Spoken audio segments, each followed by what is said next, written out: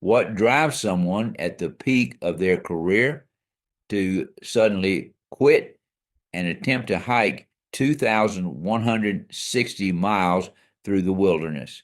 Today, we're exploring an extraordinary story about reinvention that challenges everything we think we know about success and self care.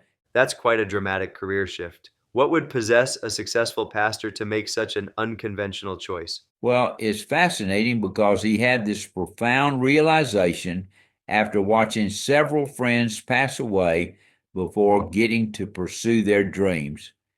You know how we all have that mental list of someday plans. He decided he couldn't wait any longer. Hmm, that's pretty powerful. How did his congregation react to this unexpected announcement? That's where it gets fascinating. People responded as if he'd gotten divorced. They weren't sure whether to offer condolences or congratulations. Even his fellow pastors seemed uncomfortable with someone leaving a successful ministry when everything was going well. You know what strikes me about this? It challenges our assumptions about leadership and service. We expect people in caregiving roles just to keep giving indefinitely. Exactly right. And here's what's fascinating. He frames this 6 month journey not as an escape, but as an investment. He believes the congregations he serves afterward will have a better pastor. His family will have a better husband and father. And get this, only about 300 people complete this trial each year. That's such a small number. What kind of preparation goes into attempting something like this? Well, he approached it methodically, attended specialized hiking clinics, started walking 5.2 miles every morning with a backpack. And there's this incredible moment where he jokes that it took him 4 years to learn to fly. Still, he's only giving himself 6 months to learn to walk. That's quite the commitment. Tell me more about the trail itself. What makes it such a unique challenge? So here's something fascinating.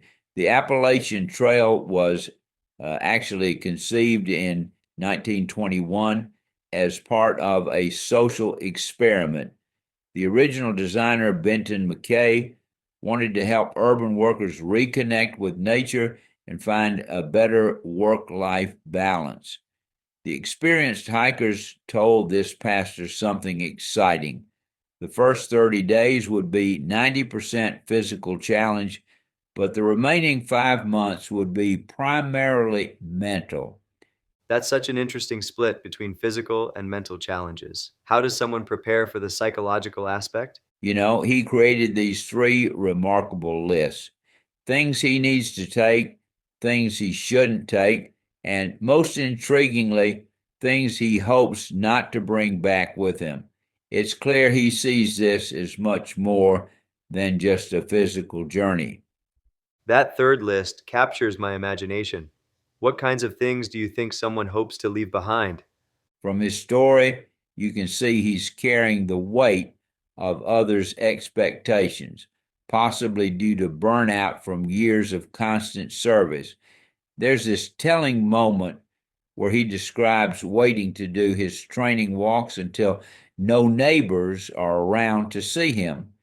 It speaks volumes about how we can become prisoners of others' perceptions. So, if we look at the bigger picture here, what does this story tell us about how we approach self care and personal growth? Well, it's a radical reimagining of what self care means. In our culture of constant connectivity and productivity, there's something almost revolutionary about someone saying, I need to walk in nature for 6 months to become a better version of myself. He's growing in multiple dimensions: physically, mentally, emotionally, socially, and spiritually. That's quite profound. The idea that sometimes we need to step away to step up. How rare is it to see someone put that into practice? You know what's particularly striking?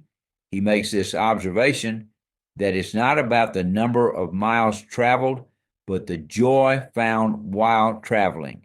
And when you think about it, that's true for any journey of self discovery. The metrics matter less than the transformation that happens along the way. That feels like a lesson we could all apply to our lives, whether we're planning to hike the Appalachian Trail or not. Right.